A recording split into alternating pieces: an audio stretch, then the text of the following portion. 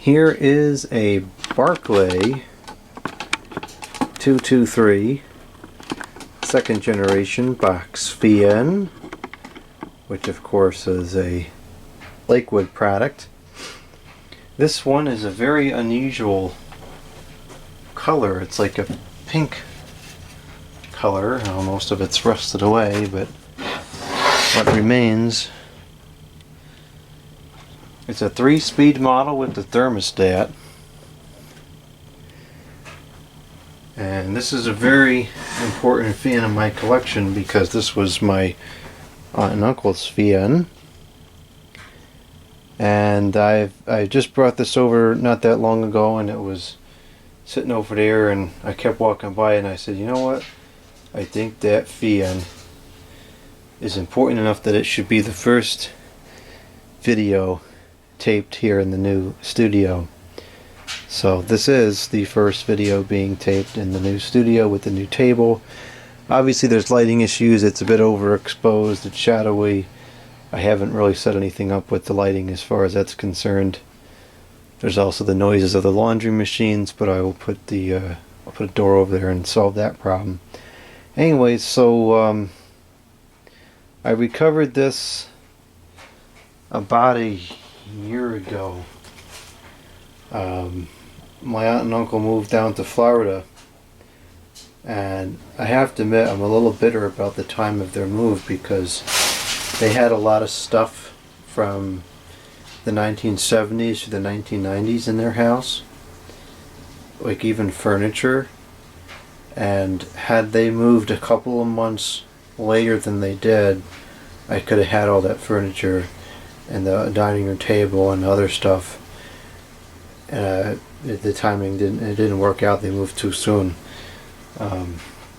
Anyway, I always liked their house and the stuff they had inside of it. This fan, I only saw it once. I used to go over there when I was younger.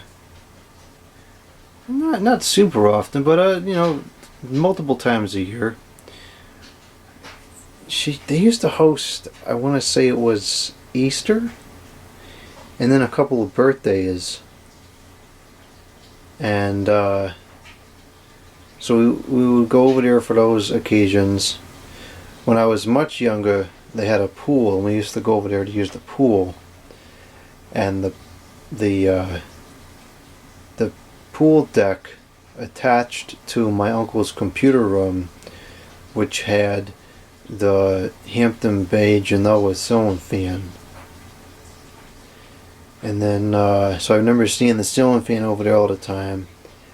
And then I remember seeing the Sears Whole House window fan, which I have. It's not here yet, but I have it in my possession. And I'm trying to think of what else there was over there.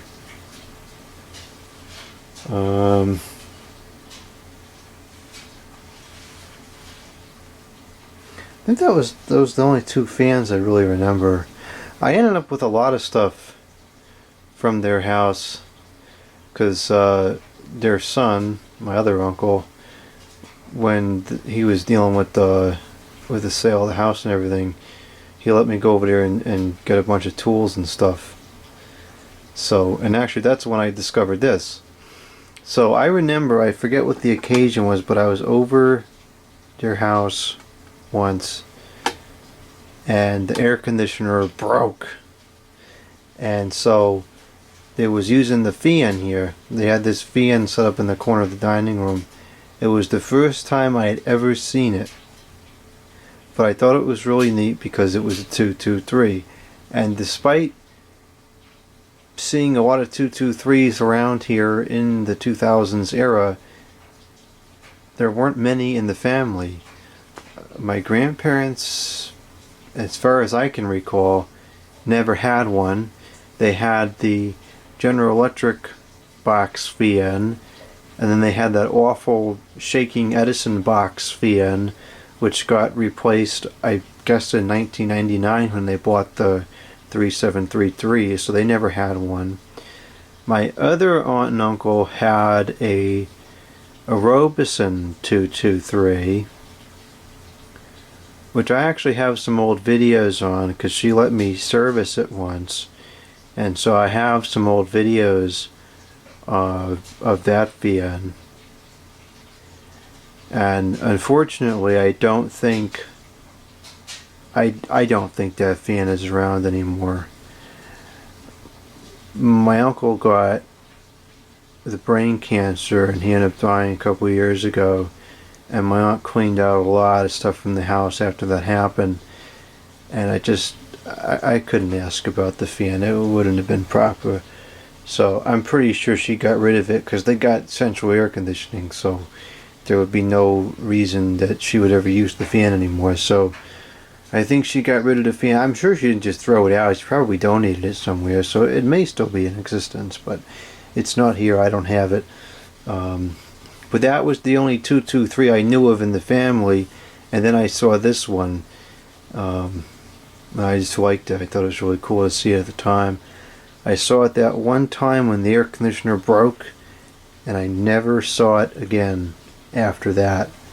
And I thought for sure it was gone because their basement had like a sewage flood or something in it, and I figured if a junky old fan went under in sewage, it would just get tossed. So I thought for sure the thing was gone. I was shocked when I saw it. So I grabbed it, and here it is. It needs a lot of work, and I have a bunch of fans that need a lot of, like, several day project repairs, and I was kind of waiting to get over here to do those because now I have enough space that I could tear this thing apart in the garage and have the parts everywhere for a couple of days, and it's not like a work stoppage situation. So next summer I'll finally be able to get to projects like this that I've been wanting to do. This thing it's rough. I mean, I'm sure it's never been cleaned. The paint's all rusted out. The bottom is rusted out as well. In the corner here is really bad. It's really bad in the bottom there. I don't know how high the sewage went up, but it definitely it was definitely on the bottom of the unit for sure. How much more than that, I don't know. Nor do I really care because it's inconsequential. So, aside from the sentimental value of the unit, it's a pretty unusual brand.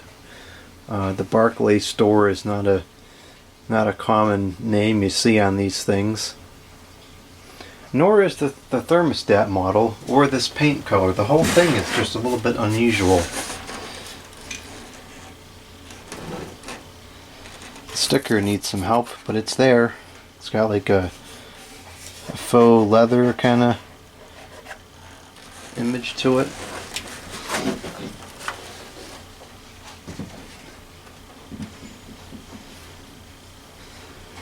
Definitely got some hours on it. It's just absolutely filthy. Their house was very dusty. Everything that I got from there was very dusty. The Sears fan was super dusty. The ceiling fan was super dusty, and this is as well. It has the square stator.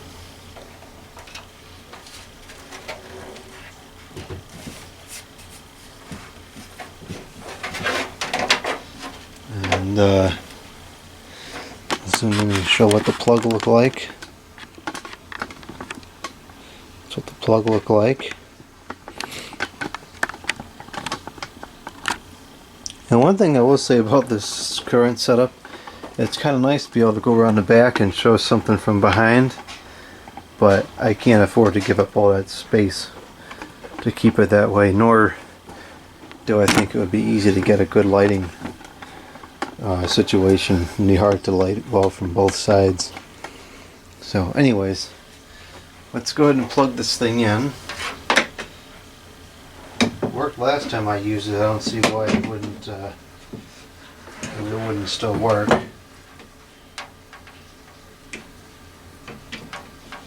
We're getting 120.6 volts. Go over to the amps, and the tag is pretty much filthy. I can't read what it says. We'll move this out of the windstream, hopefully, and let's start it up on the low.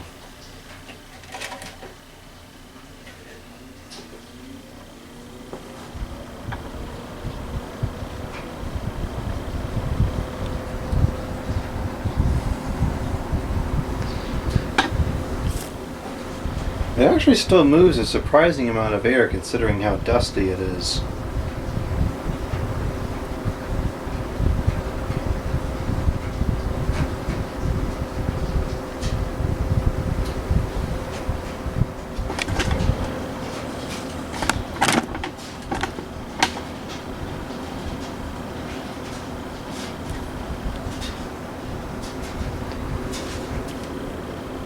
Seems to be in good balance.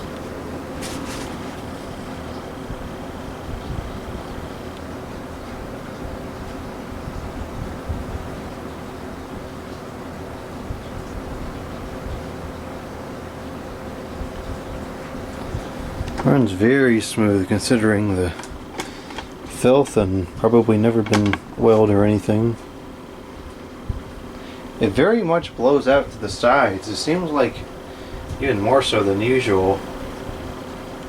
I wonder if it's got something to do with all the dust on there.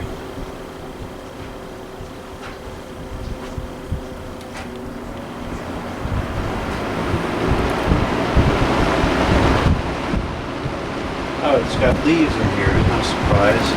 There's leaves on everything in this property.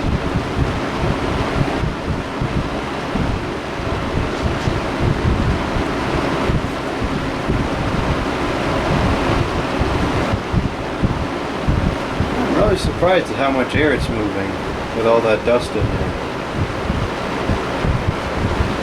Now those new fans, the moment they get a single coating of dust anywhere, they just stop moving air. This still goes.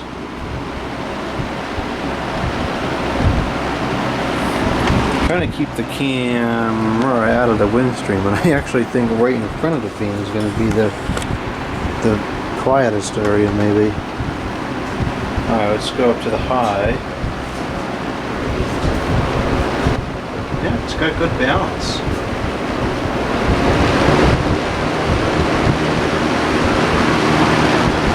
Now it's shaking a little bit now, nothing crazy.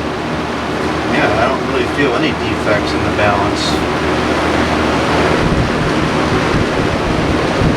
It may just be because it's not sitting flat on the table for some reason.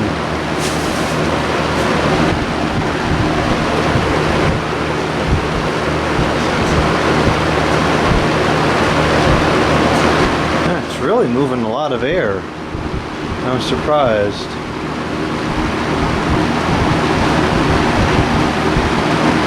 Alright, cut it off.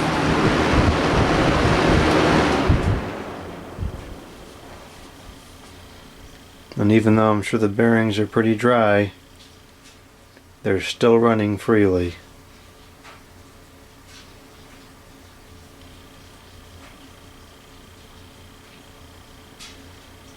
That is a quality fan.